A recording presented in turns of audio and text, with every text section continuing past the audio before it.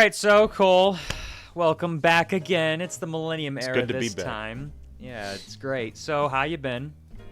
I've been good. On that YouTube grind. You know what I'm saying? Like on that YouTube grind. I know. It's I been can't amazing. believe what you've been doing lately with your videos. I've enjoyed all of your content so far, especially your Thank you. Godzilla retrospectives. I've agreed with the majority of them. So when it comes to the Showa era, when we're coming to that, that's gonna be fun. Notes. I have notes for once. So. Oh, do you? Oh wait. Yeah, I do. think I got some notes here somewhere. Wait. Not for Millennium, for Showa, but for Showa I have tons of notes. I do have some notes for the Millennium Era, but there's wonderful. not much. Okay, so I wanted to show you some stuff because there's been some cool stuff that's happened lately. We got the brand new 4K Biollante release, which was Yep. oh, it was so good to see it. I think I have it like right by me. But yeah, I did my video on it. I unboxed it and everything. And yeah, only gripe is that there's no dub. That's it. That's the only gripe I have with it. It's very strange because this is the first time I'm watching the Japanese version, and it's surprising how many times it cuts between different languages. Like, that was shocking to me because at first, like, they're speaking English, and I'm like, wait, I thought everyone was complaining that there wasn't an English dub, and then, yeah. In the dub that I'm used to, they say Biollante. And so in my review, I even said, like, yeah, the commentary lady keeps saying Biollante, and that kept annoying me.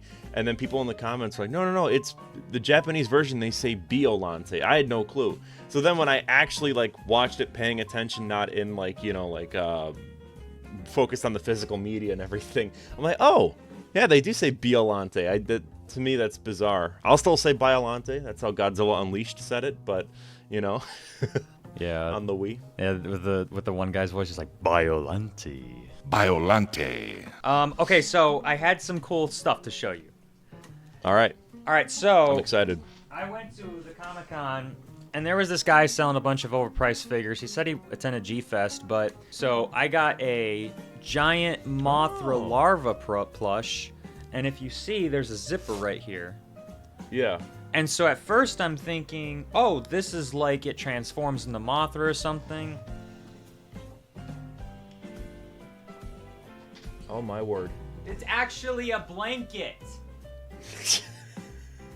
That's insane. I've It's never seen that before. Is that massive. like new? It's like a rug. Is that new? Because I've never seen that before. I'm guessing, because I've never seen it either, because I thought it was like a transformation thing where it just turns into a different plush. And then I take it out once I'm on my way back home with my buddies. I'm like, oh, this is a blanket.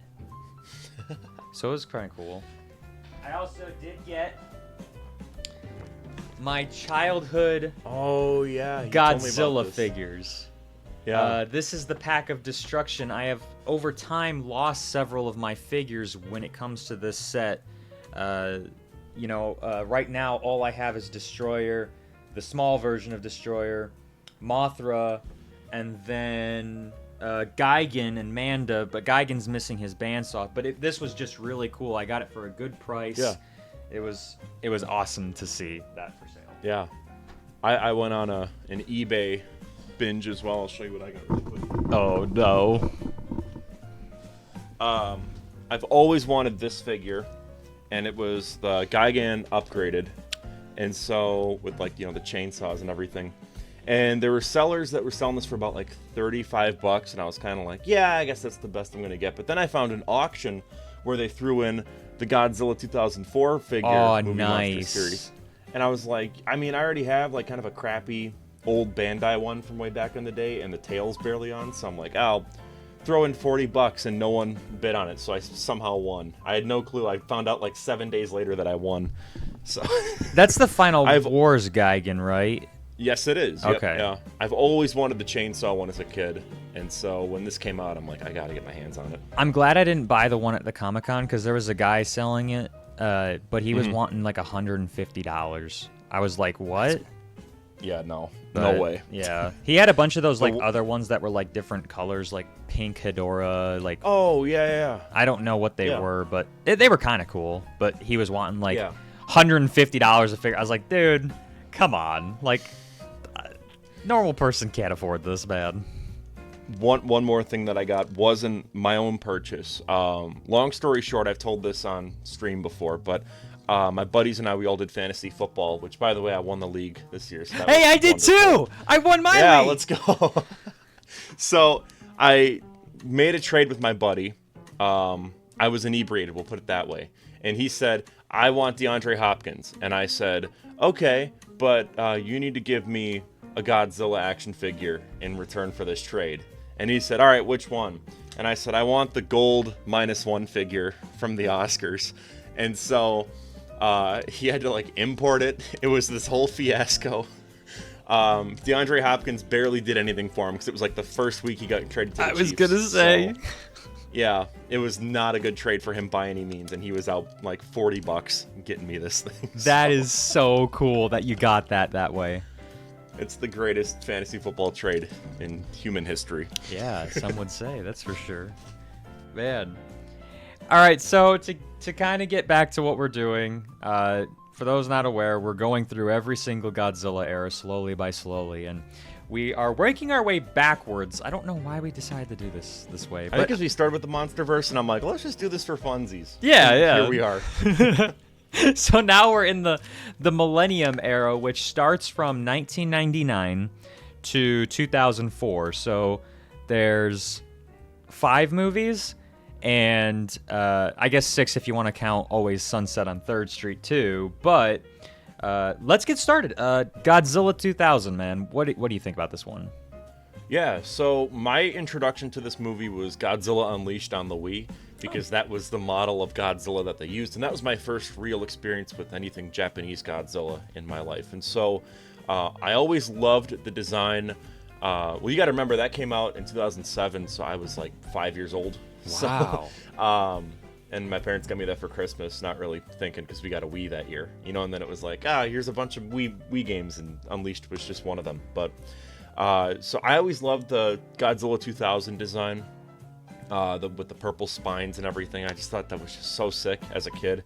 And then my dad and we sat down and watched it, because it was on some like random channel on cable one day, and so we just sat down and watched it. I remember liking it as a kid, but the one thing I didn't like was just how like long it took to really get to the kaiju stuff, because they focus so much on like the Godzilla chasers, how they're like storm chasers. But I remember liking Orga, and that was it. You know, it was like one of those where, as a kid, I should preface, as a kid, I was like, yeah, it's okay. You know, like the design's cool, but that's about all it's really got going for it.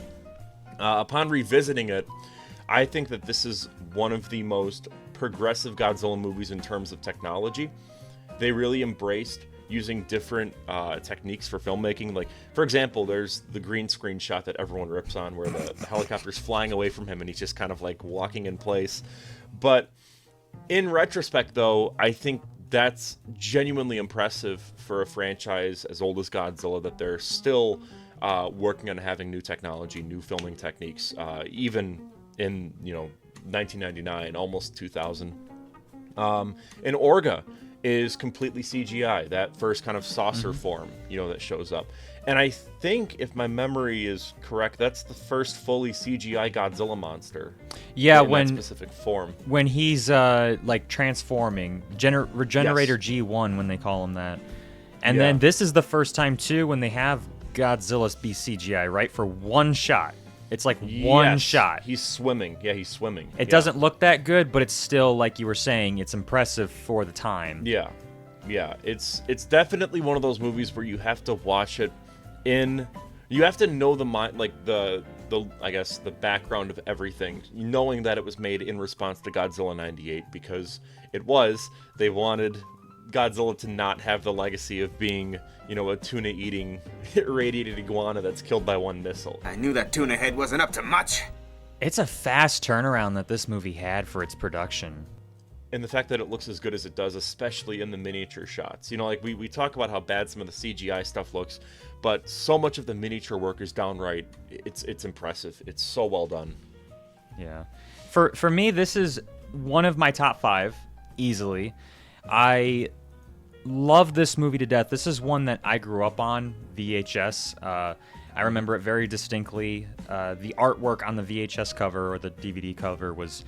So good. It's awesome. It's Godzilla. He's like crushing an airplane. He's got like the bridge and stuff. I'll pop that up on screen. But Yeah, I think that this has some of the best ideas for a Godzilla movie. I love this idea of the Godzilla storm chasers, almost how it's a prediction network. And this is something that's never been touched upon in future Godzilla movies, where it's like this, there's this creature that's always kind of existing. Why wouldn't there be sort of like fanboys chasing it like a tornado? Like, you would have people doing this all over the world. Yeah, not to bring it back to the MonsterVerse, but it's like, I wish that Monarch went in that direction rather than just being like a SHIELD ripoff. I wish that they stayed as the CIA black site, where it's these like kind of like loonies that are all like, we're chasing Godzilla and like no one else believes us. Like, I miss that angle of it, and I think Godzilla 2000 really executes it in a way that I remember when I watched it recently. I'm like, oh, this is just what I wanted Monarch to be. It was just like this. Yeah, where it's kind of more. You don't know the full story of everything. You don't know the full story of this, the main character. And I always forget his name, but he's a prolific actor in Godzilla movies, because if you know Godzilla vs. Mothra, the one from the Heisei era, he's kind of the goofy little grubby guy that steals the Mothra fairies halfway through. One second. Yeah, you're good.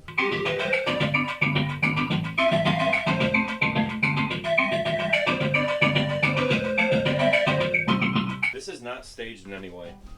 I promise you. Hold on. What? What did you get?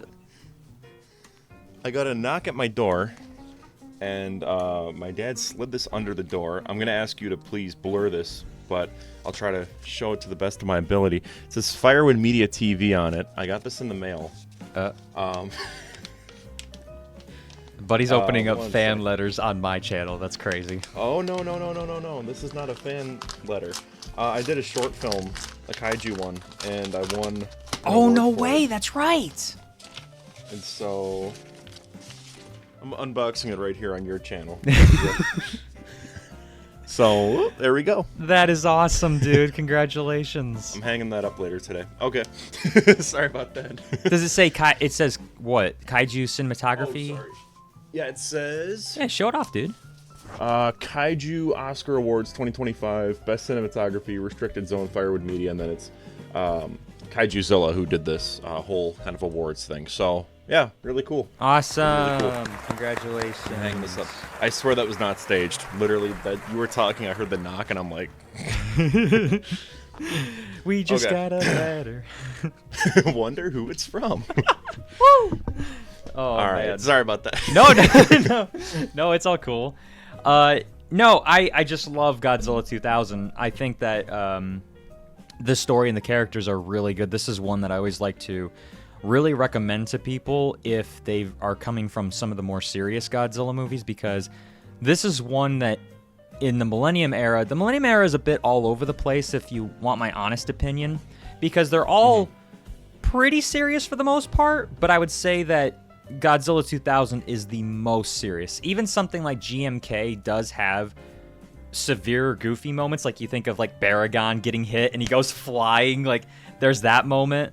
But even the human characters in GMK are really kind of not goofy, but like, you know, the whole thing is like I'm just thinking that whole scene where she's drunk and that guy like drops her off at her house, and then he's like the dad's there and he's just like and then he like walks away like he's not even military.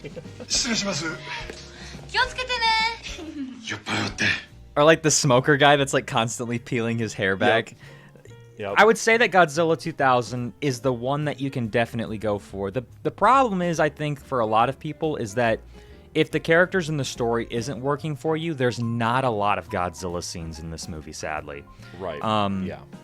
Godzilla shows up in the beginning, and then he shows up at the end. And there's a severe drought of him in the middle. It's all about the UFO and Godzilla's regeneration cells and what those are like capable of doing. Mm-hmm. It pacing wise, it reminds me a lot of some of the like the Showa era ones, especially like Ghidorah the three-headed monster, where like you get almost no Godzilla for a huge chunk, shows up around like the 40-minute mark, and then nothing until like the 70-minute mark. So you're getting like all these long stretches and all these droughts without Godzilla, and then when he does show up, it's fantastic. Like, but pacing wise, I feel like almost that was maybe the intention, where they're like, this is how we would do this. This is, we're going back to his roots in a way. Because a lot of people say the Showa movies are very goofy, but not so, like, the earlier ones especially, they took themselves very seriously, especially, like, Ghidorah the Three-Headed Monster. But tonally and pacing-wise, I see Godzilla 2000 as being sort of like an early Showa-era movie in that regard. Huh, I guess I've never really thought of it that way, but that's I've been revisiting them like crazy, so that my brain's just like, okay, it's the formula, here we go. Yeah, that's cool. I love Orga in this. But here's the thing, though. I'm gonna have the biggest take when it comes to this. The U.S. version of this movie is 100 times better than the Japanese, in my opinion. I think that the re-edits, if you've ever watched the Japanese version, there are parts when the music does not fit the tone of the movie or the characters.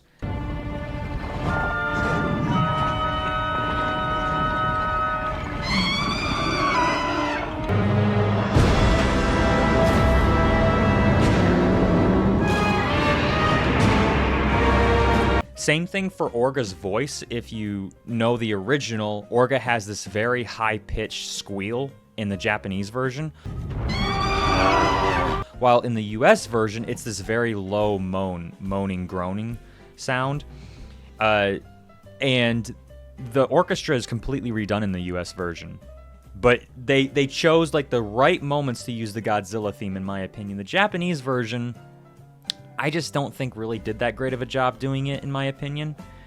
But this is one where I think the US version is like 1,000 times better.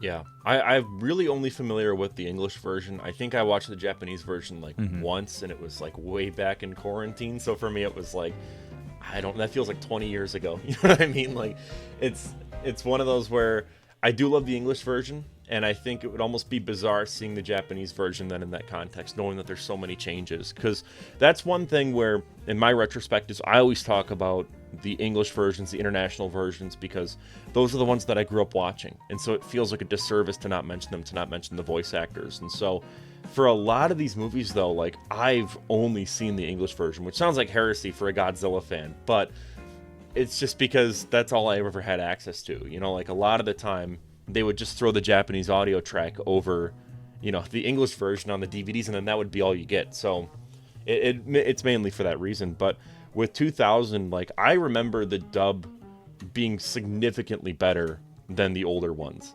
Like, I remember when I watched it for the first time, and I'm like, oh, this is, like, legit. Like, this isn't, like, they just got some random guy to talk over this movie. Like, it's very, very well done. Yeah, they didn't choose like American actors. They chose specifically Asian American actors for all of the cast. So it sounds more authentic.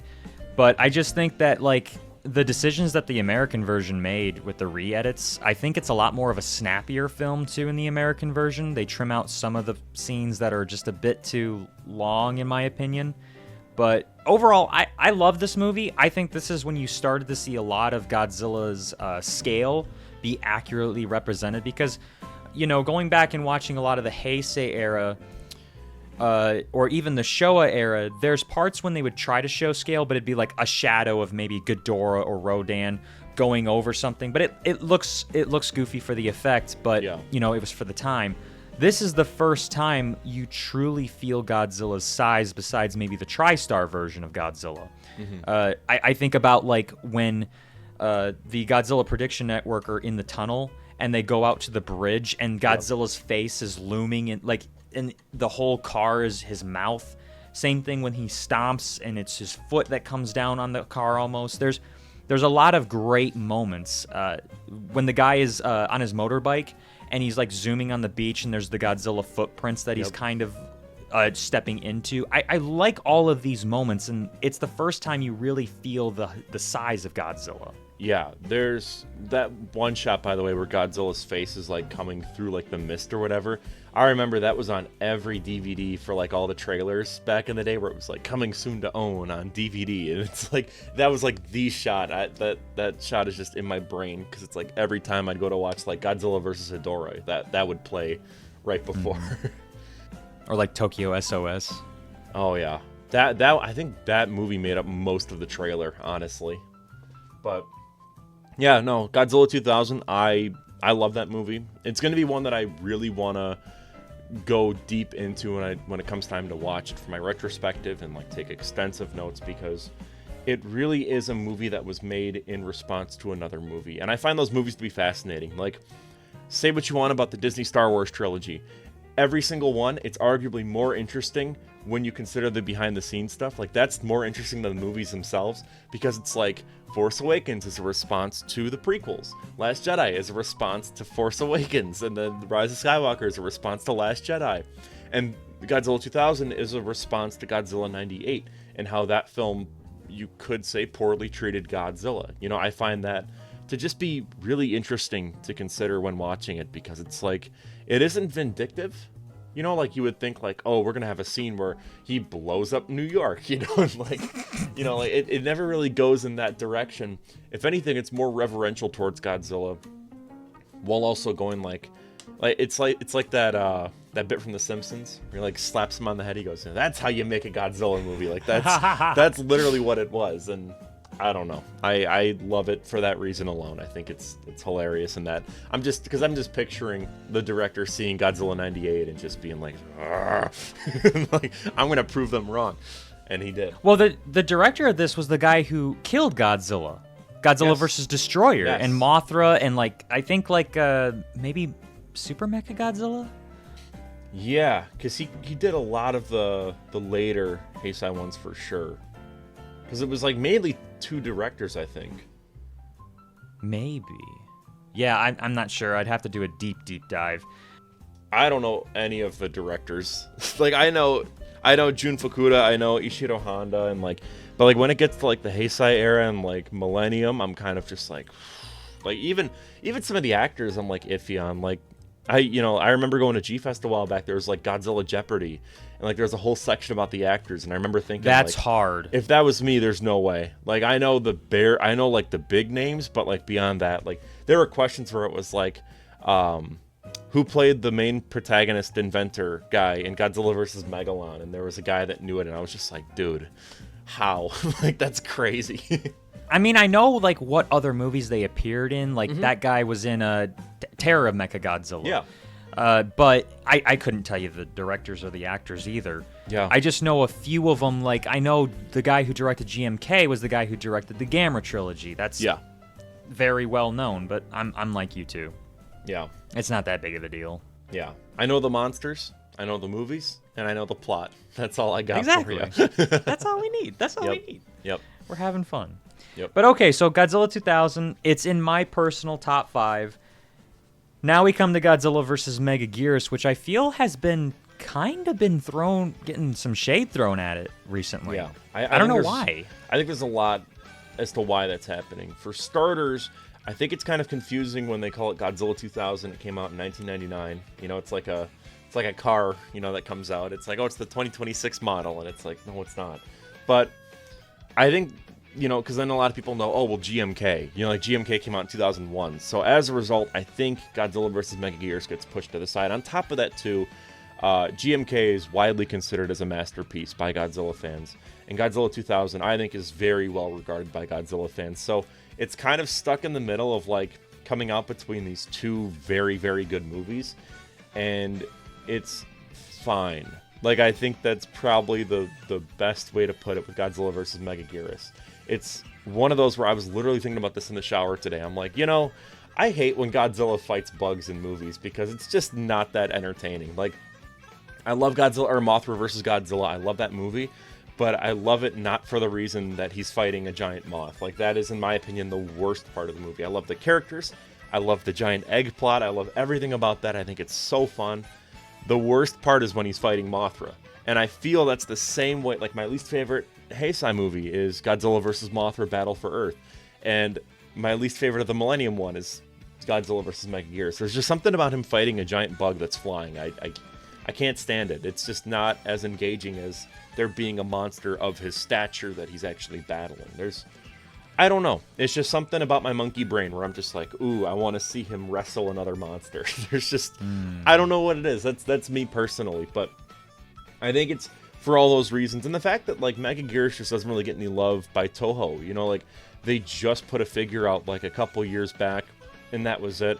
Like, Megaguirus hasn't really reappeared in anything. Probably Godzilla, but that's because every monster appears in that, so that's kind of a gimme. But, you know, it's kind of weird, because it's almost like Toho feels embarrassed of it. And I think a lot of that has to do with the fact that the tone, that very serious tone that you mentioned for Godzilla 2000, is gone in Godzilla vs. Megaguirus. Like, okay, so we're going to shoot a black hole at Godzilla, and then a giant dragonfly is going to come out, and then it's going to, like, hook Godzilla in the mouth in their final battle, and then Godzilla's going to suplex Megaguirus, and it's just like, we already, like, hit that. It'd be like if Godzilla 2014 came out, and then Godzilla X Kong: The New Empire came out right after it. It would be like, what are we doing? And then the next movie was, like, Godzilla -1. You know what I mean? Like, so it makes sense why it gets looked over so much. Whether or not that's justified, I don't think so, but still, I think that's a big factor. I love this movie. Fair enough. Fair enough. It's okay for me. I'm not like, you know. This is in my top 10. Now, that's like a 9 or a 10, so more in the back end. Yeah. But I've always loved the more goofier side of Godzilla for me. So a story where it's like we're gonna shoot a black hole at Godzilla, and you have to really keep in mind that the Millennium Era for a lot of people is not a series that you can watch Godzilla 2000 to Final Wars and it's about the same Godzilla. It's not. Yeah, it's not. You go from Godzilla 2000 to Megaguirus. Megaguirus is not the same Godzilla from Godzilla 2000. It's the original 54 version that's like a retelling of it in a way. They like retell the 54 version with the Godzilla 2000 suit, which is so confusing in my opinion, because it's like, as a kid I remember being like, oh no, that's a sequel because he looks the same. You know, like, I get why people get confused by that, but I have to agree with the tone of this movie has serious moments and then it's goofy. It's a bit all over the place, and I think that's why I like it.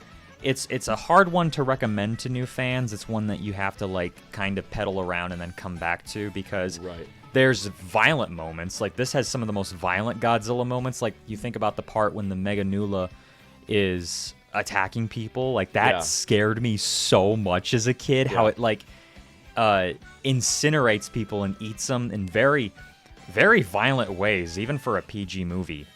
I love that they brought back the Meganulon from Rodan, because that was such a cool deep cut. Whoever made that decision, it's like, dude, thank you. And that's how you know that. Though at this point, I think it's also interesting to consider that the Millennium Era was very likely, maybe the Heisei era too, but it was the first time that Godzilla movies were being made by kids who had grown up with the Godzilla movies of, like, the 60s and 70s. And so I think that more this era than anything, it almost feels like these are some of the best Godzilla fan films ever made. And I mean that in the best way possible. Like, there's so much love towards Godzilla. We'll get into GMK, obviously, because that and Final Wars, those both feel like the best Godzilla fan films ever made. Again, it's not like, I'm not saying that as like a slur or a dig, you know, like, I'm saying that as, like, you could tell that the creator loved Godzilla, and that love is so apparent. But even in Godzilla vs. Mechagodzilla, a film that I have a lot of issues with, mainly being tone and pacing, you could tell that, like, by throwing in the Meganulon, it's like, yeah, no, they could have just came up with, like, a new character, like a new bug, but they didn't, and I appreciate that. Yeah. I just like the idea of this movie a lot. Like, I don't think it's... I hate to be that guy where it's like it's not executed well, but it kind of is in a way. Like, there's different things that they are going for, and I feel like the black hole plot gets lost very quickly. There's like different things, like they're always trying to shoot it at it, but I don't know. It's something that gets very lost because you have the flood coming in Japan and flooding whatever town it does. Yeah. And then you have Megaguirus slowly getting powered up with her army of, like, little swarms of creatures. But it's kind of a movie that's all over the place. You have the plot with the boy. You have the stuff where they're tracking Godzilla. I think that's one of the funniest moments in the whole franchise, when you have the one character, I forget her name, but she's a pretty good character in the movie for the most part, and she jumps onto Godzilla, and shoots him with a a tracking dart Yeah. and holds on to his spines.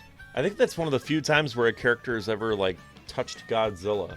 You know, when you really think about it that way, because I know that, I know that in the MonsterVerse, King of the Monsters. yeah, in the MonsterVerse, he like touches Godzilla, you know, like right on the snout before like the nuke goes off. But like I don't think it's got to be like the only real instance of that happening, or at least someone touching him and they're not being stomped on. You know, like Yeah.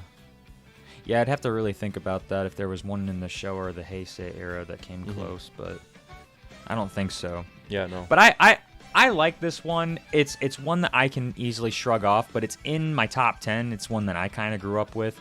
I like the idea of Godzilla fighting a bug to a degree. I'm in agreement with you where the flying creatures, when Godzilla fights them, can be boring. You know, because mostly it's just like they're fluttering and Godzilla's kind of like, get away from me. Or he's shooting a beam at them and then they're like kind of evading, and that's you know what I mean? Like those are really the only two things you can do with it. But I like that. I love Megaguirus' design. I think she's really freaky. The story's good for the most part. I like it. But overall, this is not my least favorite, but this is definitely in the Millennium Era my like second to least favorite. That's fair. That's fair. Now I'm wondering what your least favorite is, because in my mind that this is my least favorite. We'll get to it. We'll get to it. We'll get to it. But yeah. Awesome. GMK, the one that I've been like, this one in Final Wars, I'm like, gush about it, man. So GMK has some of the best sense of scale in any kaiju movie ever, and it makes sense when you consider that the guy who made the Gamera trilogy did this, because it's like those movies have nothing but great scale. So I can't stop thinking about the shot of the woman in the hospital where she sees Godzilla lumbering by. She gets all freaked out, and then boom, the hospital's destroyed. It's dark humor, and it borders on being cynical in a way that I just adore with Godzilla movies. I love that tone, that attitude. I love when it's kind of goofy like that, and it can be funny. I love the Godzilla design. I think that the fact that they made him like blind with rage is so clever. Only regret that I have is that in some of the wide shots he looks a bit funky, like his neck, it's like way up here. And it looks kind of funky, but beyond that, like, I love that they included Baragon. You know, Baragon always gets looked over in movies, so he kind of gets a cool chance to shine here. King Ghidorah, I like, but I just, every time I consider what we could have gotten with Anguirus, Varan, and Baragon, that was the original premise, I'm just like, God, I wish we got that instead. But still, downright incredible. This to me is like, this is one where you show it to people as like, this is one of the best ones. This is a great entry point, because you kind of get Mothra, Ghidorah, Godzilla all in one movie. You also get Baragon as like kind of a little like, here's like one of the lesser known ones. You know, you get kind of a taste of everything. Yeah, it's got a fun tone. It's fun and has its moments where it can be serious, but it never conflicts with each other. You know, everything kind of all feels very neatly and compactly kind of, you know, meshed together. I adore it. I love this movie so much. It's one of my favorites. Probably, maybe top 3, I think. Top 3. This is in my top 10. It's not in my top 5, just because when we get to the Showa and the Heisei era, there's so many incredible movies there. But this is definitely my top 10. I love it to death. I remember when we first discovered this movie, because for me, I have been a Godzilla fan for the longest time. You were talking about how you kind of discovered Godzilla with Godzilla Unleashed, and that's cool. Like, I always expected that you were just like from birth like a fan of Godzilla. Oh, yeah. But for me, that's just how it always is. I don't have that story of how I remember watching Godzilla for the first time. My earliest memory is buying Final Wars at launch. That's my earliest Godzilla memory. Yeah. But GMK, we had bought before or maybe after Godzilla Final Wars when it was released in America. But it was definitely one that impressed me and my dad as in terms of the quality of the movie, because like you were saying, the sense of scale is great. There's a lot of great shots where I think about the Baragon scene in particular, where Godzilla's just throwing him. Yeah. And there's the shot of where the highway's broken and the two main characters are on it. and you're just seeing, like, from a distance, Godzilla just throwing Baragon and like taking him down. I think if I'm with you about the King Ghidorah and the Mothra stuff, I wish it was Anguirus and Varan, because Anguirus only shows up in Final Wars. Yeah. And Varan hasn't showed up since Destroy All Monsters, when he came in for a little wave. Actually, Godzilla's Revenge, he shows up for, like, I think 0.4 seconds in stock footage. So, if you really want to There's no way. Because there's the part I've where watched that movie. Ichiro goes, and there's Varan, and then there's Gorosaurus, and then there's Manda, and he points to, and they show, like, for, like, 4 seconds, and it's the shot of him, like, coming over, like, the hill or whatever, and he's like, rah, and, like, you see it for literally, like, it's, like, a second, and that's it. He's in, I swear he's in like, because it's just Ichiro going, and then there's Anguirus, and then there's this one, and then there's that. Because I remember Gorosaurus is in that one, but I don't remember. Because that's the shot from King Kong Escapes, and then there's the one of Manda, and I'm convinced, unless I'm having some, like, Mandela effect where my brain is being rotted by Godzilla content creation, but I'm pretty sure there's the shot of Varan where he goes, it's like that, bah, because it's just the model of him where he's like this, you know. And I swear, it's just like right when he comes over the hill, and he's like, and there's Varan. There's Gorosaurus. I gotta look this up. I'm convinced my brain is just mush at this point. Oh, man, that's great. If he's in it, then I'm gonna question my life. Because it's a lose-lose here. Either you question your life or I question mine. There's no... Yeah. I'm not the one that's done a retrospective on the movie yet, so... Yeah. I did mine, and then I think I, like, blacked out, and next thing I knew it was already posted to the channel, so... Let's see... Yeah, no, he's not in it. I've lost my mind. But it was cool that the director included Varan through the King Ghidorah props or heads. That's something where he wanted him in it so bad. But sadly, this is the problem that I have with King Ghidorah and Mothra. They come back way too many times, and it's not special anymore for me. Yeah. I hate that there's so many fans that are like, bring back King Ghidorah. Like, we haven't seen him already every single time. It's like, can we get some new monsters? Can we bring back someone that maybe only got one interpretation? I think that this is one of my favorite Mothra designs. Mm-hmm. I like the way that she looks a lot. It looks like an actual bug now. It doesn't look like a giant fuzzy thing, you know? Like, it's... It's not cute anymore. Yeah. It's kind of horrific. Like, if you saw that, it's like, oh, that is kind of freaky. Yeah. I like the idea of King Ghidorah being a good guy, because King Ghidorah, there's good kings and there's bad kings throughout history. Yeah, I don't have a problem with that. Yeah. It's a different interpretation of the character, you know? Like, it's a different interpretation. You're allowed to do whatever you want with it, because it's not like this is canon to anything. Like, that's kind of why I like Godzilla so much, is that there's no canon. You know, like, it's literally just...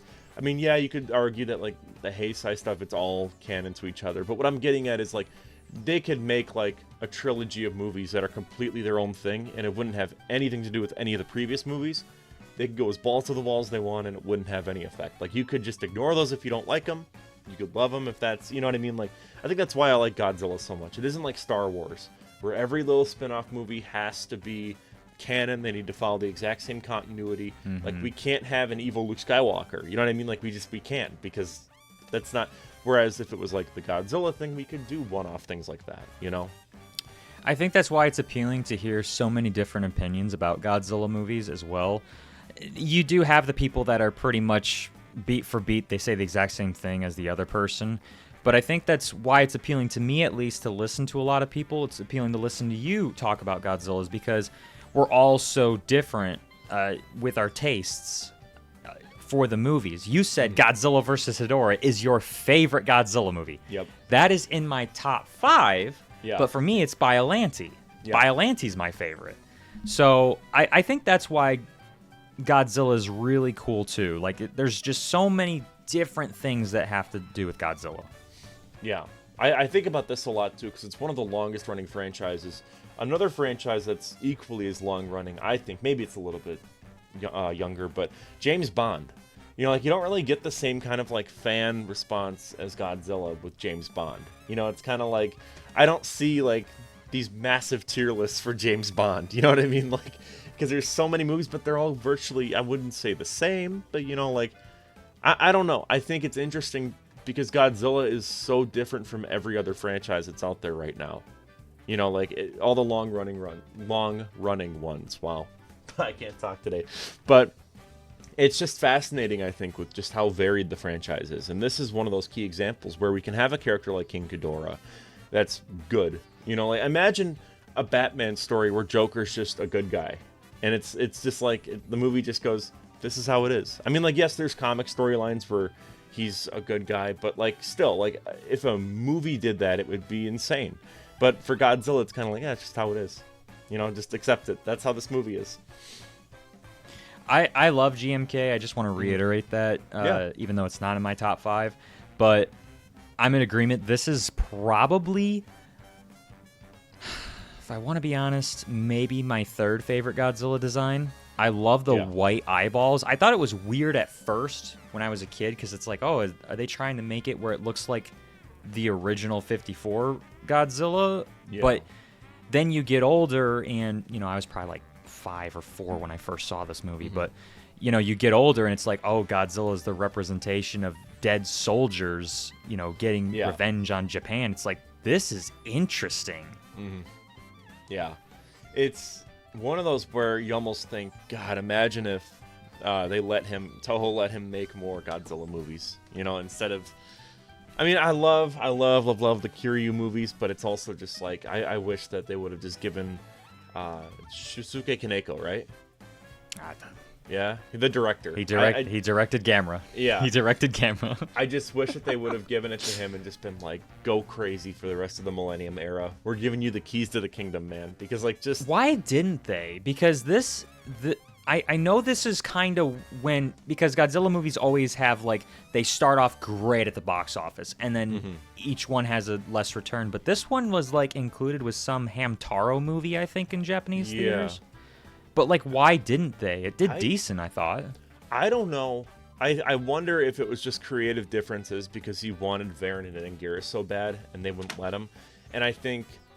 I'm just, like, spitballing here, but I think that, like, if that was me as a creative and, like, the company that I've always wanted to do a movie for is, like, actually you can't do that specific idea, I'd be kind of miffed. I don't know. I think that might be it. Because with Gamera, they just gave him the keys to the kingdom and said, go nuts. And he did, you know? And I think that... I don't know. It'd be cool, though, to see another movie from him in the Godzilla franchise, for sure. But is he still doing movies?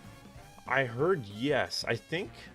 Because there were a lot of people wishing that he would work on Godzilla -1. Like, he was talking with Yamazaki about it, and he was like, yeah, this is something that I've always wanted to do. Let me just look this up really quick. I want to make sure I got everything right here. Yeah, I kind of want to know if he's, like, been doing anything, or if this was, like, kind of one of his last ones. Oh, yeah, he's directed tons of movies after this. He did the live-action Death Note movies. Not the Netflix one, obviously, but the Japanese ones from, like, 2006, and then he did the Death Note 2, The Last Name. He did those two, and then he kind of... It looks like he's just kind of doing, like, dramas and whatnot, so... That's funny that 2 Godzilla directors both did the Death Note movies. Yeah. So other than that, yeah, he's still directing stuff. He just had a movie come out last year called Gold Boy. So, yeah. Yeah, I mean, it's GMK. What hasn't been said by any Godzilla fan? It's good. Right. Yeah. I love how Godzilla's demise in this is his own doing. I think that's clever, how it's literally through his own rage that he takes himself out. I think that's so good, thematically. It works so well with what the movie's doing. Yeah, I forgot that the one captain takes a ship and pilots it through Godzilla's body. Yeah. That one, yeah.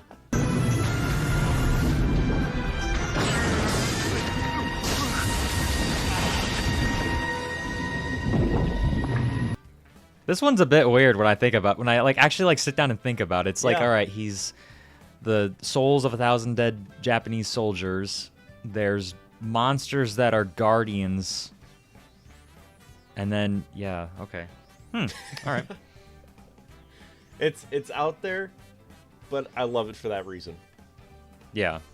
Yeah. I love when Godzilla first shows up in Japan, Mm-hmm. and how it's the water rises, and then you see the ship come down, and then it's a lot of great scaling, like you were saying in the movie. But I think one of my favorite ones is the guy at the red light, and he's like shaking. He's like, Godzilla!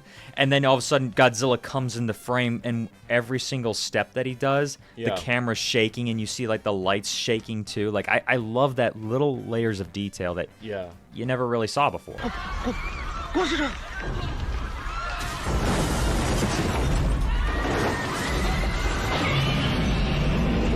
Speaking of, I love the little vignettes throughout this where, like I mentioned, the girl in the hospital, but the other one is like, remember the teenagers where they take like the dog and they're gonna like, I don't know if they're gonna like drown it or what, but remember that where they go out there on the boat and then Mothra like wipes them out and then like the dog is fine at the end, and then there's all these like little vignettes. The guy that was about to like take his own life, and then he like falls into where Ghidorah is, and it's like there's all these like little like vignettes of like all these little characters where it's like, yeah, they never show back up again. I think that guy did actually, sure, like asking him all these questions, but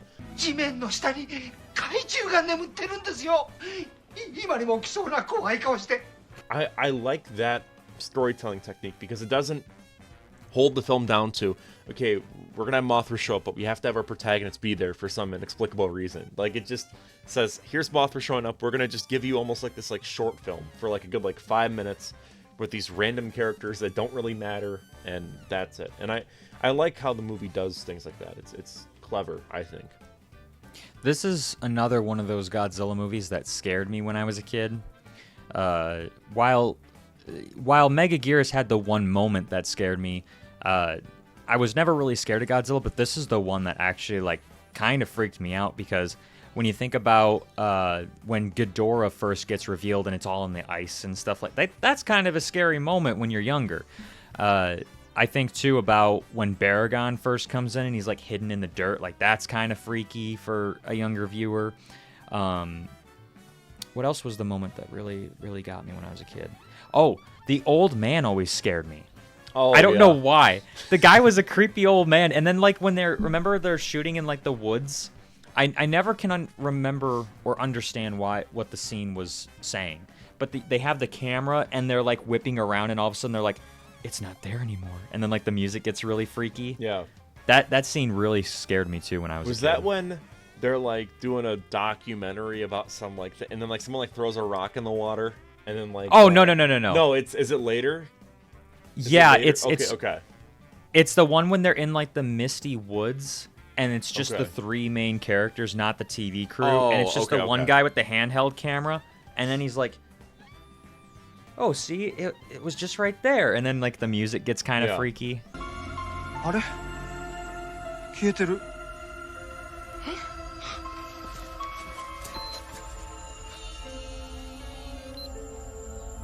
これが消えてるんです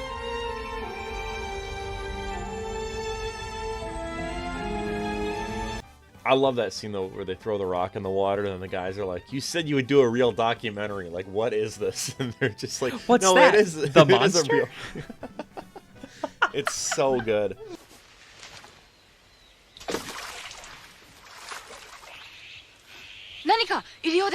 Again, that's that maintaining a serious tone while having the humor come from the characters. You know, like I love that in general. Like beyond Godzilla movies, that's just one of my favorite things where the humor just comes from conversational. Like that's just how it is. Like I love that. I love that so much. I think one thing too that doesn't get really talked about in this movie is that I love the music in this movie. This is one of the first Godzilla movies that I can really think of that didn't really use the main themes in any way. Yeah. Instead, it's that dun dun dun dun. Like I really love that theme for Godzilla. It's horrific.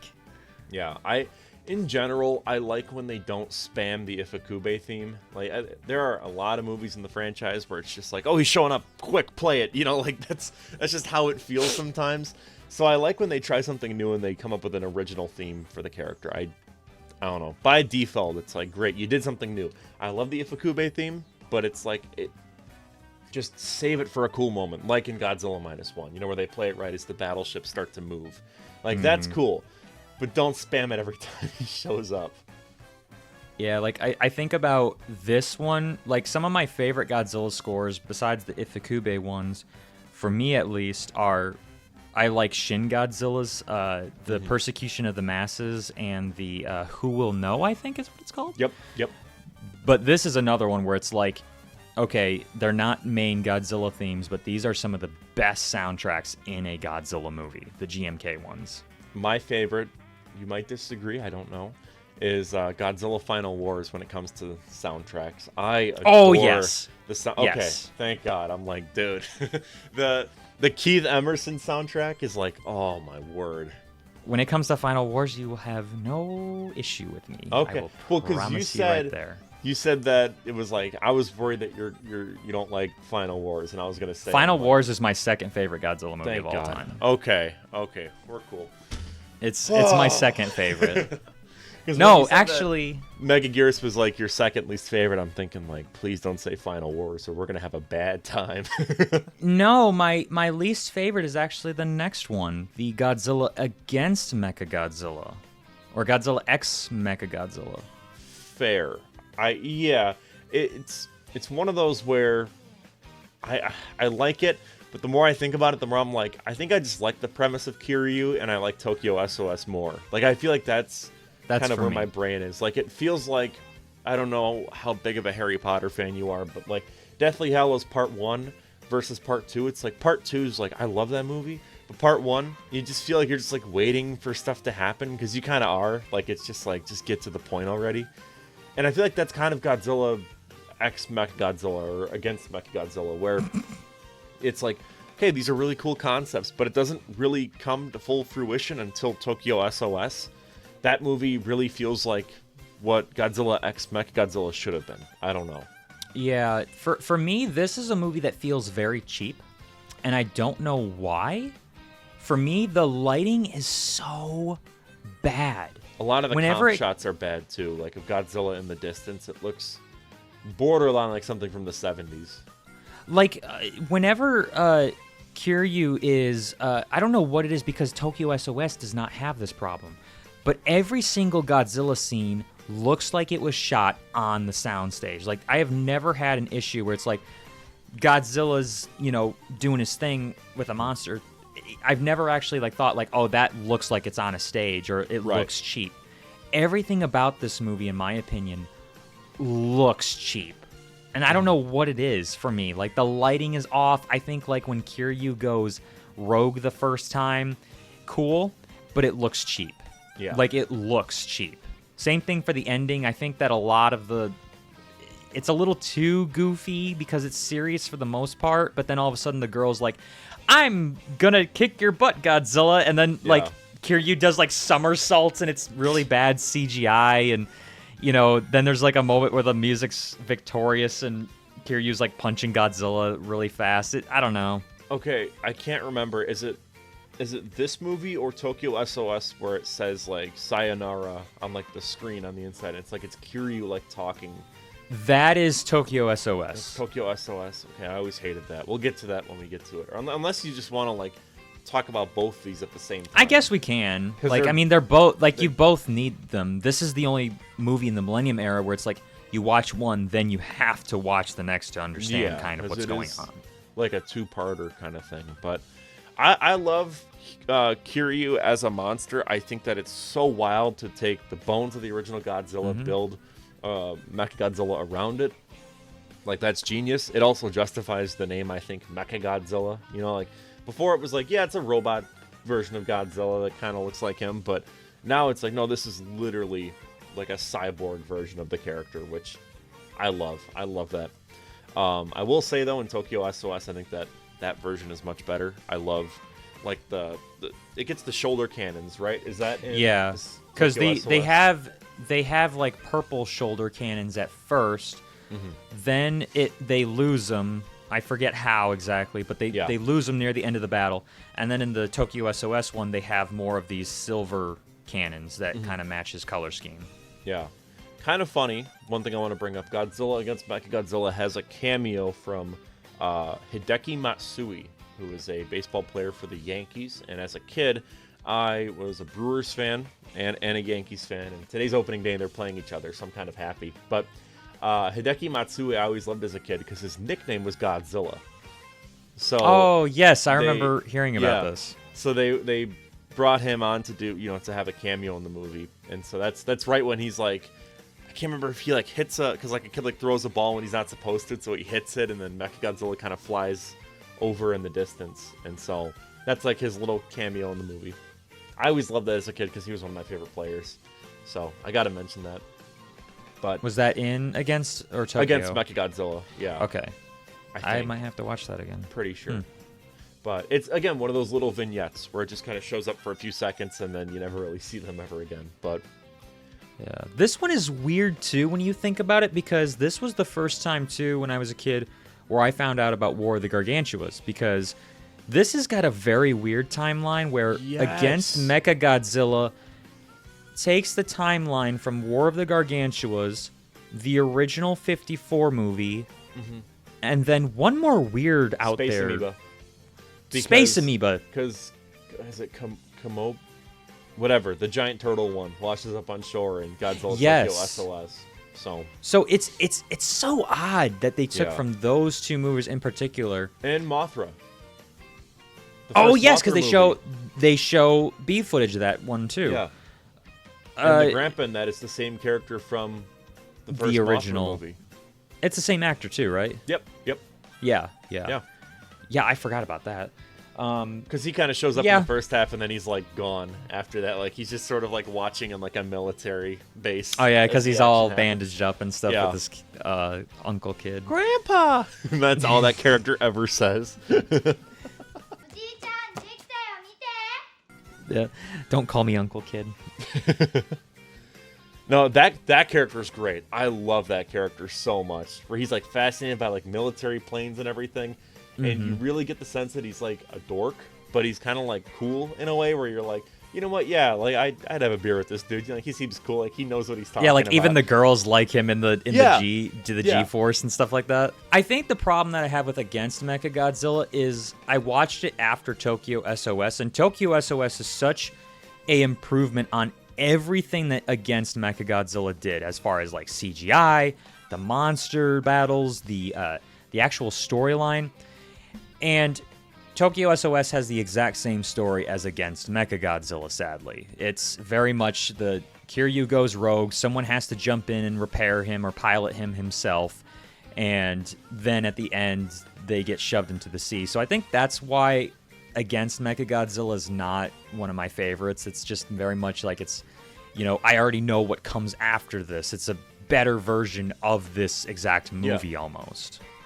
I don't know if you've ever seen the meme where it's like, guy who's only seen the movie Boss Baby, and then it's like, oh, this movie gives me like Boss Baby vibes, but it reminds me of Neon Genesis Evangelion with like how it goes rogue, like how like it goes berserk in that show, and then like this. I wonder if there was any point of inspiration there or if it's pure coincidence, but like part of me, like when I see some of this stuff, it's kind of like I wonder if that's a nod or whatever. I mean, not that that's a totally original concept, of a giant robot going rogue and destroying stuff, but still, like whenever I watch, I'm kind of like, I wonder if that was part of the intention here. I don't know, but yeah, I think that the Mothra song is one of the best Mothra songs. I still love the Battle for Earth one the most. Like that is the best Mothra theme, but this one is a good solid like 3 or 2.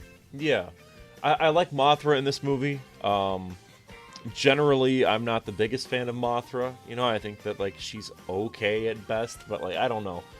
I think though here, pretty cool. I don't really have any big issues with Mothra. Well, because it's just the Mothra does come into the Tokyo S.O.S. Because I always remember just the twins, because those are such a prolific thing in the movie. Yeah.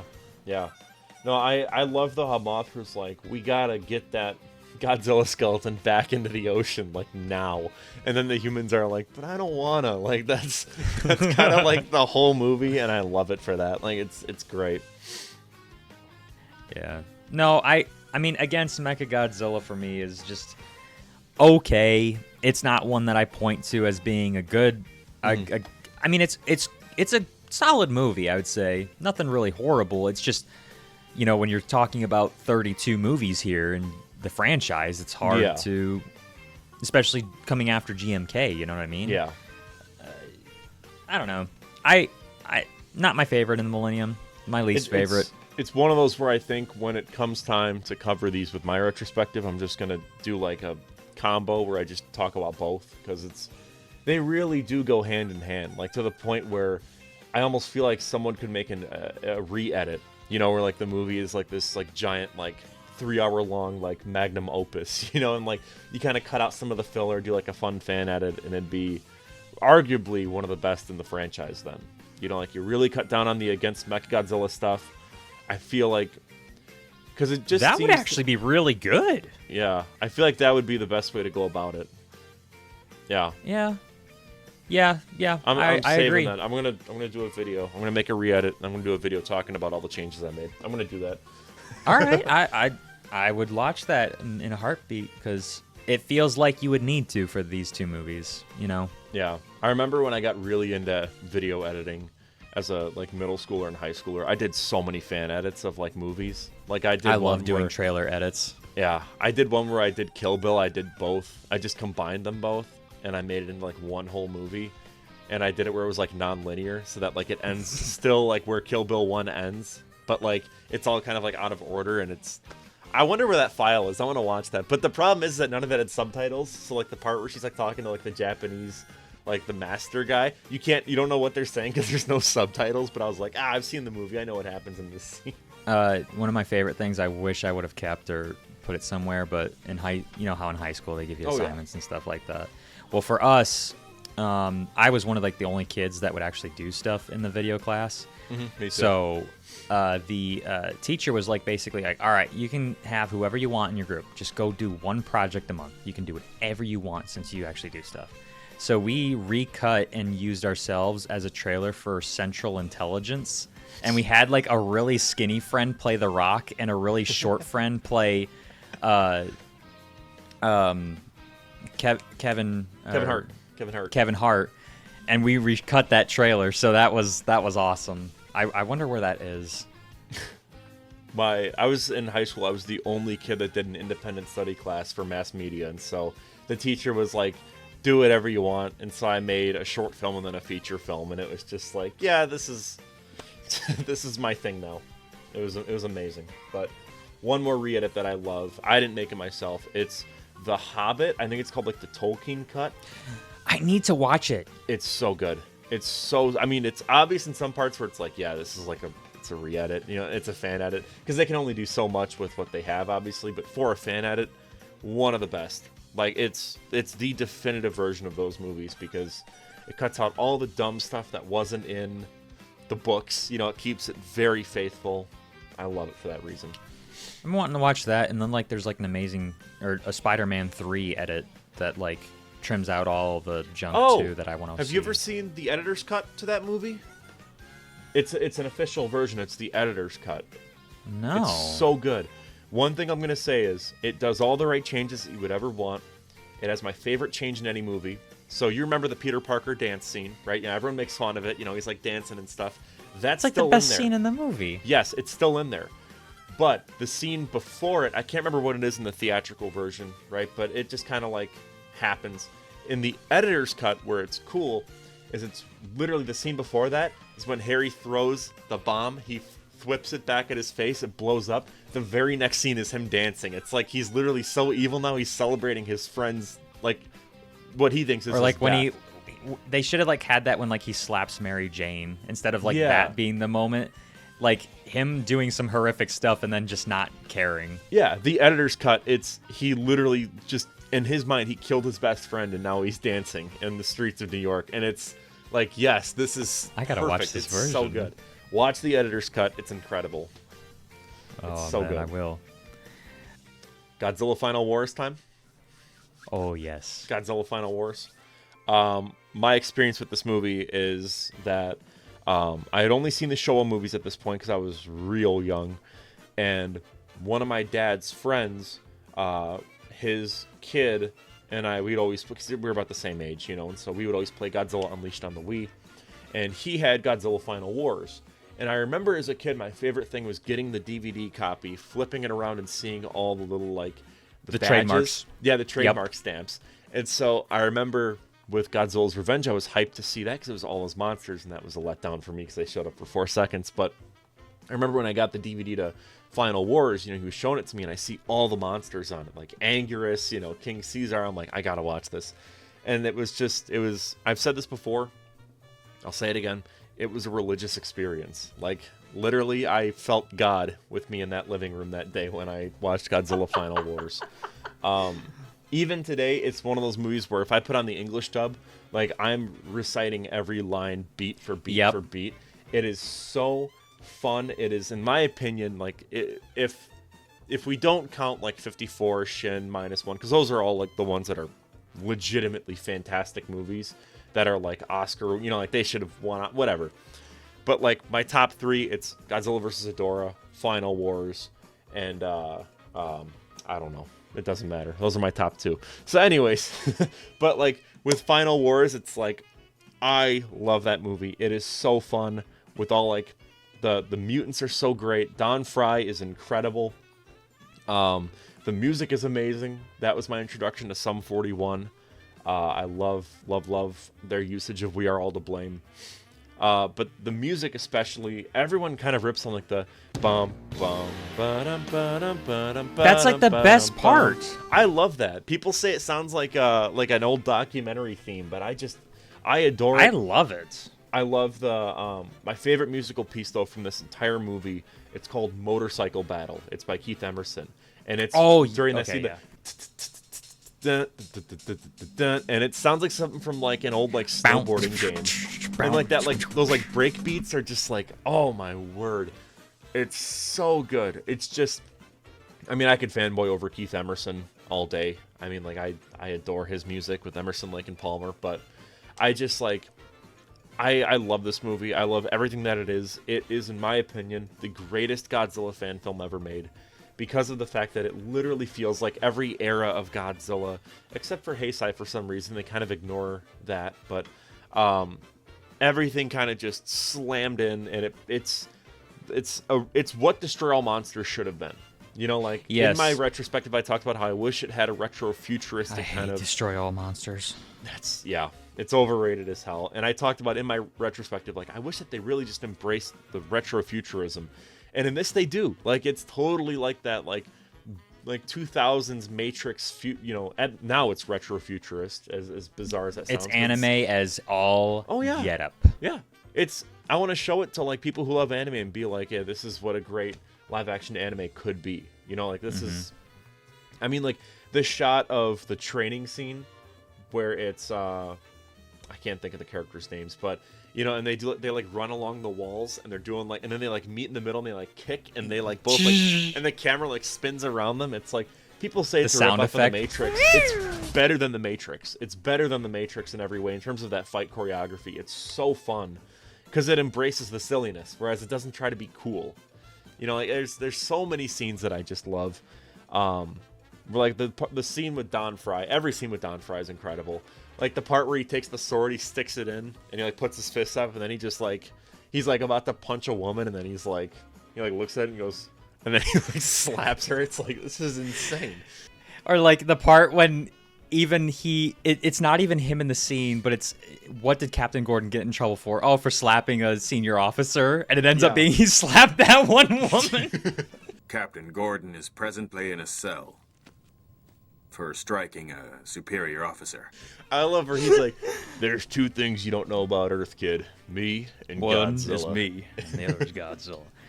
I'm going to have to show you a picture. I'll throw it up on screen, but I took a photo of a random guy out in public that looked exactly like Don Fry. Did I tell you my Don Fry story or not? I can't remember. Yes, about how your friend was, I don't want to disappoint him. And he's like, oh. Yes. It was so funny. So, for me... This is a big toss-up between my favorite Godzilla movie and my second favorite Godzilla movie, because Biollante to me is the best Godzilla movie of all time for me. Obviously, that you can make the argument -1 is the best made Godzilla movie and like the best in years, yes. But for me personally, Biollante is the one that's like, it's a serious story. If you interchange Godzilla with a different kaiju, it would still be a really good movie at the end of the day.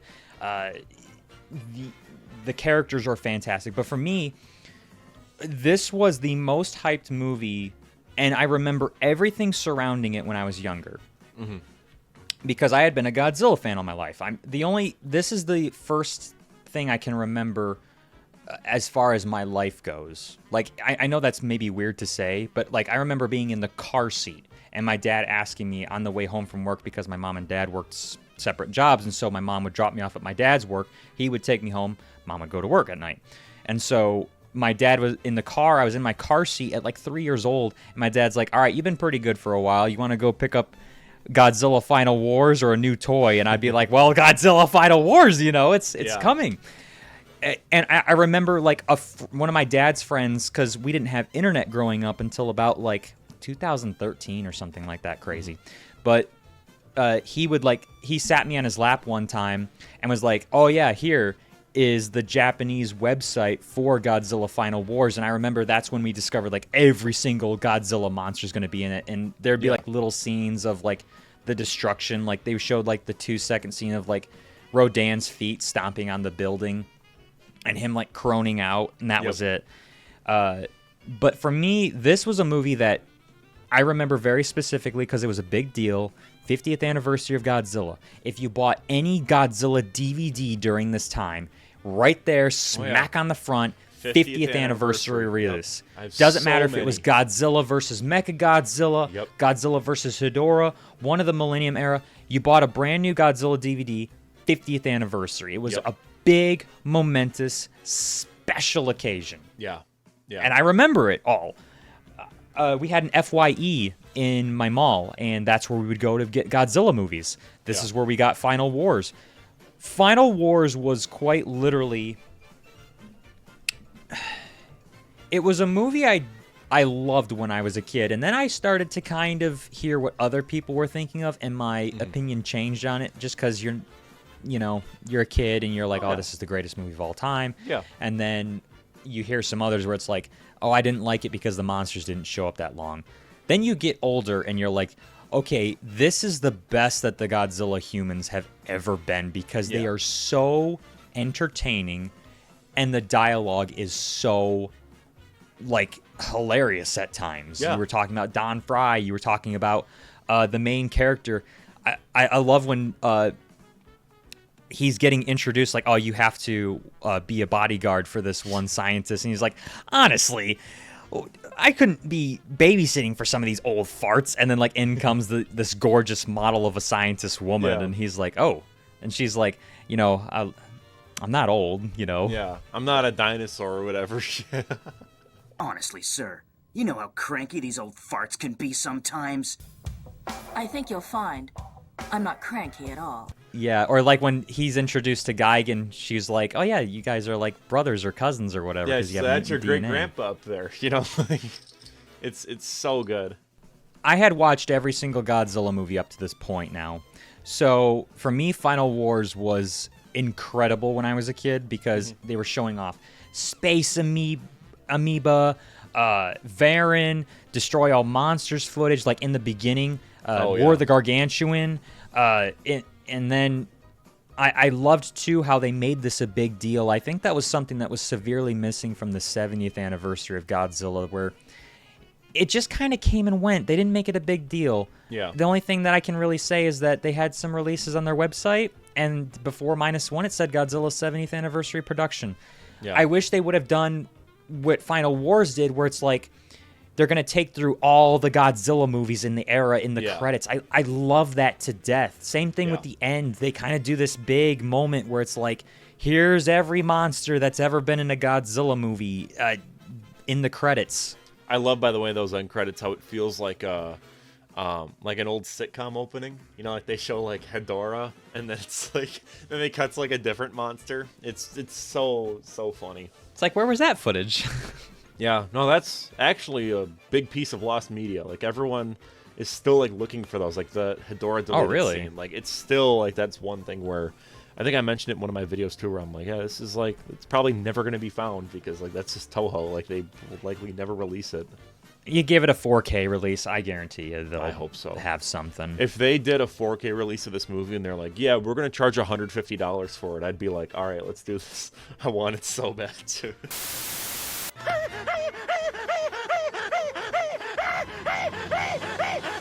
But also part of it is like that charm is that DVD quality. You know what I mean? Like how like it just screams 2000s, and I love it for that reason. This was the movie that introduced Steam Boy for me because the trailer played beforehand, and Final Fantasy Advent Children. I had watched, because of Godzilla Final Wars, I became a Steam Boy fan, and I became a Final Fantasy fan for that reason. That Steam Boy ad always scared the out of me as a kid. Same with the one where it was like I don't remember if it's the same one, but it's like the lady in like the water at the start. That's Final Fantasy Advent Children. That scared me so much. I don't know why. I don't. It just was like off. There was something off about it. I just was like, whoa, what's this cartoon? Yeah. I was like, I want to watch this. Yeah. But in all seriousness, Godzilla Final Wars has some of my favorite moments with all the monsters, with all the humans. It has the best designs of every single kaiju that is in this movie, in my opinion.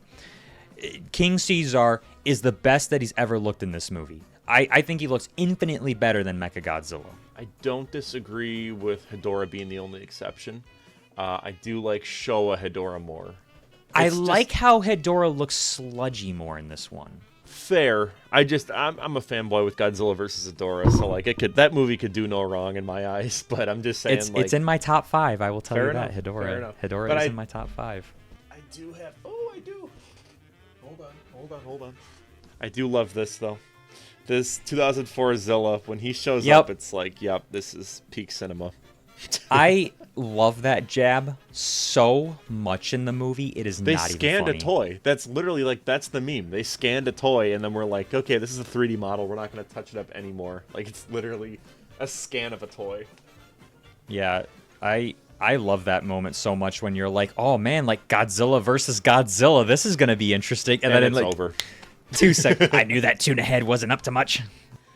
One thing I want to say, though, about the human subplot, because I just adore the human subplot, is I don't know if you've ever seen the memes where it's like, the mom's like, oh, he's just playing with his, like, Legos, you know, and then it's, like, the lore, and it's like the lore of, like, you playing with your Legos. It's basically Godzilla Final Wars. Like, when I watched that movie, it was like, no, this is just like me when I play with my toys. Like, that's how it felt. And in the best way possible. Like, it's so balls to the wall, anything can happen. And it's great. Like, there's not a boring moment in this entire movie, genuinely. No, I think that it's the most entertaining Godzilla movie, if you want my honest opinion. Yep, I agree. Even though like I'm gonna tug a pull with Biollante and Final Wars in my top favorite movie of Godzilla, Biollante does have slow moments. It's not a movie that I'm like, I want to turn on every day, you know, or every month. Final Wars, it's like, I could put that on any day of the week, and if there's something new, I'll notice. Yeah. Godzilla versus Hedorah, I'm the same way, because there are moments where it's like, you can't show this to someone who's like a first-time viewer. They're going to be like, what is going on? But Final Wars, I feel like if you want to just show someone that movie, they'll be like, either I'm on board with this insanity, or I'm a boring person. You know, like, it's almost like a litmus test, you know what I mean? Like, because it's so crazy. It's so crazy. I did that for my friend because he watched -1 with me, and he's like, all right, I'm kind of into this. So I'm like, all right, let me show you Godzilla 2000, since that's kind of a little bit more like it. And he was like, yeah, it was kind of slow, if I'm being honest. You know, and just me growing up with it, that's why it's one of my favorites, but I can understand that. Then I showed him Final Wars. He's like, all right, what else you got for me, buddy? This is awesome. I always recommend it to people. I'm going over to my buddy's place. He's the drummer in my band. I'm going to give him the Final Wars DVD, and I'll be like, look, I know you like, because he loves all these different types of anime, you know, and all this type of stuff. And I'm like, just watch this. Just trust me. Like, it's going to be so good, because it's totally like, I think if you love anime, this is like one of the definitive movies that you should watch, in my opinion, because the influences are just so strong. I mean, it's crazy. The Gotengo, by the way, I love they included it.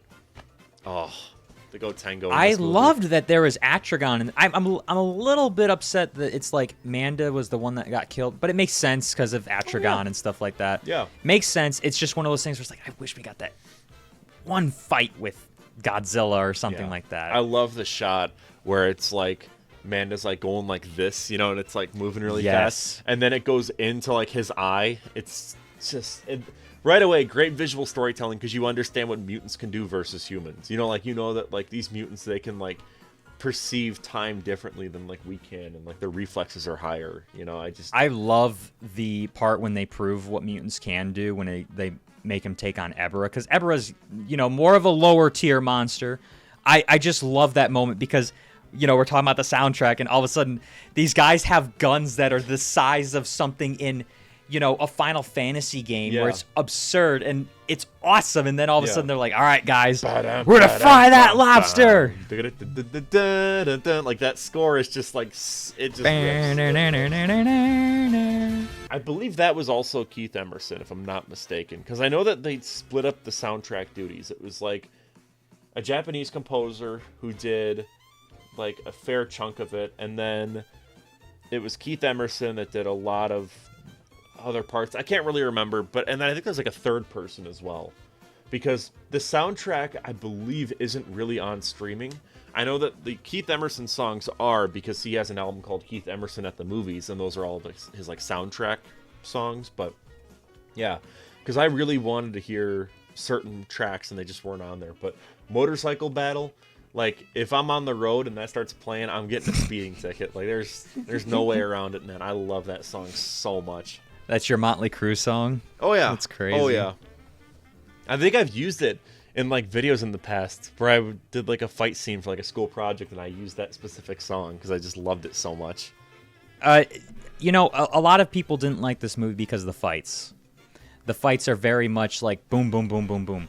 However, I love it now. Yeah. Like this is some of my favorite Godzilla fights and moments because first of all, the Final War suit is my favorite Godzilla suit. His ears, his eyes, his mouth, it incorporated so fangs, much, like the cat-like fangs, Yes.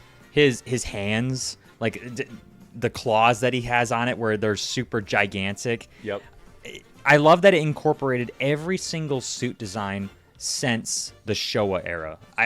You really feel that in Final Wars more than any other movie. Have you seen the concept art for the original design that they were going to do? Yeah, it was so weird. It looks like a demon. Like it's crazy.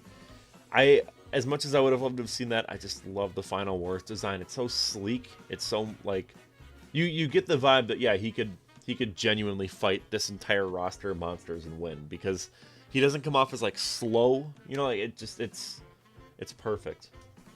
Yeah, I just love that. There was every single fight in a Godzilla movie you can think of. So they did the one-on-ones. They did the 3v1. Yeah. They did the 2v2s. Every single thing that like Godzilla has been setting up since his first movie was in this movie, and I love everything about it. I love the alien subplot, that it gets goofy. Yeah. It horrific too. Like when when I was younger, I mean, I wasn't really allowed to watch like PG-13 movies all that time. I mean, you got to remember, I was like 3 years old.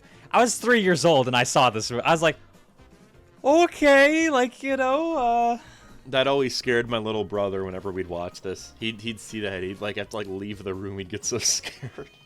Yeah, it's definitely one of those moments where it's like, it's not gory because it's just like a skin face mask, but then it's like, it does look pretty gory. It's like, well, the part that messes me up is where he's like going like this, and it's like from the side, and you see his forehead like rippling, like that part's nuts. And then immediately Don Fry walks in, and he throws like the dead body on the ground, and it looks like a we know what you are. Why don't you show us your real face? Why don't you show us your real face? Would you say this is the highest death count in any Godzilla movie in terms of like people? Because I feel like 90% of the planet is completely like just dead. Like, I don't think there's a single like, you know what I mean? Like, because when it ends, it's like, the city's like just ashes. It's like, Final Wars. Yeah, it was meant to be the final Godzilla movie. I think this has to be the highest because I mean, like, this borders on being apocalyptic. I genuinely, I think it kind of is actually. Like, it's supposed to be kind of like, there goes Godzilla and his son, but it's like there's like 7 people left on Earth. Like, it's wild. It's wild. If you haven't seen this movie, you need to go watch. I'm saying this to the person watching this. Like, genuinely, this is, I think, a must-watch for any. Not even if you're a Godzilla, if you're not a Godzilla fan, it's a must-watch. I think the effects still hold up to this day. Like, there's some shoddy computer graphics, I would think, like when the guy kamikazes into the alien dome. Yeah. That's like the only part, though. Every other effect holds up stupendously. Yeah. I think agree. this has my favorite human moments in any Godzilla movie. Like, genuine laugh out loud moments of this is hilarious. We've been quoting them this whole time, as opposed to all the other Godzilla movies that we've talked about. Like, I don't think we've quoted a single one, and here we are going like, oh, remember this part? Hey, yo, man, woo! No, not my car! Yo, hey, man, yo, don't be shut to my car! And then, like, the cop... 5 minutes, 5 seconds, doesn't freaking matter, because I'm going to bust you up. Wasn't there, like, F-bombs, like, nonstop? And it's like, yeah, this is New They York dubbed for you. over it. They Yeah. dubbed over it. Yeah, because you can see that the guy clearly says, like, the F word a bunch of times, and then they just dub over it. I love it. And then the hat part when it's... You know, like, oh my god. Or the part when the Katango call the two guys in Antarctica that are kind of watching over Godzilla's domain gate. They're listening to the Godzilla vs. Mechagodzilla soundtrack. Bum, bum, bum, bum, bum, bum. As a kid, I always thought that was Dwayne Johnson. Like, one of the guys looks just like him. It's borderline uncanny. I can just quote Clint. The Katango are calling. Gotengo survived! Oh, we're the only ones left in the world, you know, because they think like they're the only ones Yeah. left. What do they want? They What? said they're coming to us. Here? They're here? What are they coming Why are here they for? coming here? And they said they're Come going to to go wake up Godzilla. Just spits Spits out his tea. Oh man, I love that movie. I love some of the deleted scenes that are on the DVD. Like, have you seen the one where the main character goes to rescue Don Fry from like the jail at the beginning of the movie? Because remember, he's like being court-martialed.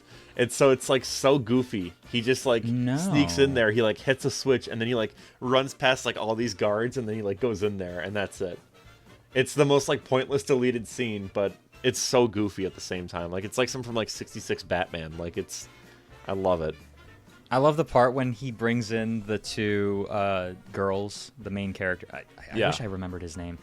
Miyazaki or Miyazaki, right? Miyazaki. I think so. It's Miyazaki or Miyazaki, but when he brings in the girls when he frees Cap. Oh, and he's like, "Nice work." It's so good. But like everything about it, like the pacing is so fast. Like when they're talking with Akira Takarada, and the guy like pulls the knife on him and he like cuts him, and you're just like, "What is it? Like what?" Like you don't know what's happening. Like because all of a sudden, like it's just this nice conversation about his dog, and then all of a sudden he's getting stabbed by some crazy guy. You know what I didn't notice is that guy was in Godzilla 2000 as Katagiri's little friend. Remember how Katagiri, the guy that's like the shady guy that used to be in the Godzilla Prediction Network, has like a little sidekick with him that's like... I'll have to rewatch that because I completely missed that because you see him so quickly in Final Wars and then he's gone. Yeah, you know? it's him when he's a bit older, but on my most recent rewatch, I noticed that was the same actor. I'll have to check that out again.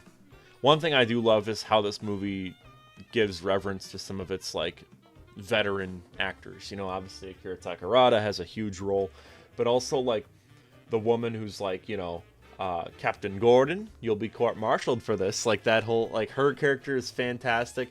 This time you won't be able to escape court-martial. You know what we just went through?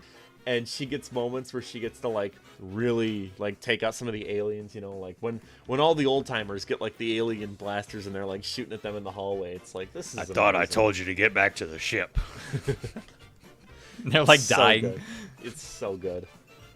I love it. I think too that this has one of the like this truly was Final Wars because the ending for this movie, I think everyone when this movie was being like critiqued really harshly, and I think now we're kind of in this resurgence of Final Wars being loved. But everyone kept mentioning how the fights were boom boom boom boom boom. that's not the case for the last fight. They have a big fight at the end. Yeah, especially where it's Mothra and Gigan fighting while Monster X and Godzilla fight, and then that dynamic shifts because Gigan and Mothra both die. I mean, Mothra doesn't really die, but, and then it's Monster X and Godzilla, and then the dynamic changes because then it's X and then the other guy fighting, and then it's Godzilla against Kaiser. The dynamics constantly change, which keeps it interesting. I think the build-up for Monster X is so incredible because, first of all, you don't know what's coming the first time you watch it. You just think that the meteor is the ending of the movie, the climax, because Godzilla literally plants himself into the ground. I love that he plants himself into the ground with his feet, and then he charges up his beam in a way that he's never done before, and then spews it at the meteor. And then you see this giant cataclysmic hole that Godzilla's just in the middle of, and then all of a sudden the music. It's like something out of Dragon Ball Z. It's crazy. It's insane. I love too the design of Monster X. I know it's so alien. It really feels alien. It feels like some out of Power Rangers almost. Another character that I adore is X. One of the best human villains in any Godzilla movie because he's so juvenile. Which, by the way, we talked about Kill Bill. He's in Kill Bill. Is he? He's one of the the backup kind of entourage guys for Lucy Liu's character, and so you see him for just a couple seconds, but he's got the same hair. It's when you're watching it, you just see him. He's on the left side of the frame, walking with her, and you're that's X, and it's oh cool, but he's great. I can't watch the Japanese version because I'm just so accustomed to the dub because his voice in the dub is so good because it's so you hate him so much. I think the Japanese version is so funny, though, because if you watch it, it's just Captain Gordon speaking English and the Japanese people being okay, I understand you. Yeah. It's amazing. It's like R2-D2 logic. It's just, beep, beep, beep, beep, beep. Okay, cool, thanks. I think X is such a great villain, and my favorite shot in the whole movie, besides Captain Gordon's, listen, kid, there's two things, is when X is getting beat up by the one guy, and then on the background of the TV, it's Godzilla beating up Monster X, and it zooms forward. I'm this is... Final Wars is peak human fiction. Nothing on Earth will ever touch this movie. I wish that more Godzilla movies like the MonsterVerse would just go in this direction, where it's right now the MonsterVerse is kind of we'll just put minimal focus on them, and just keep it focused on the monsters, but it's make it goofy. Give us these mutants that are ninjas, and I want to see insanity. I want to see that type of stuff. I'm hoping that's the way they go with the new one. X-Kong is a good starting point of okay, you got a little goofy on this one. Let's go even goofier now. Either embrace it or don't. Those are that. I want them to embrace it so badly. That's just, I want it to go nuts. I want it to be insane, but yeah. This has my favorite end shot of a Godzilla movie. I think of we discussed Shin Godzilla, how that's the most memorable end shot to a Godzilla movie. But I think this is my favorite where Minya... Oh, I forgot Minya was in this movie! Yep. Yeah, because he's with the kid, and then they're going around, and that's a whole subplot where it's just... That's peak too. Yep. Everything about this I love. I wish Minya talked in this. That'd be I think that would push it to the edge of we shouldn't make any more movies anymore. No, it would have been amazing. Because then it would be we've hit peak cinema. There's no more reason to make any more movies. And then if they had Godzilla flying as well, if they had Hedorah flying away, and then Godzilla has that would amazing. Peak. Yeah. Yeah, truly one of the best. Yeah, I got no complaints about Final Wars. It's a tug and pull between my favorite. If I have to come up with one complaint, I'm not a big fan of Rodan with how it looks too much like a man in a suit. That's my only gripe. The shot of him on the building and he goes brah, to me that just comes off as it's just some guy in a suit.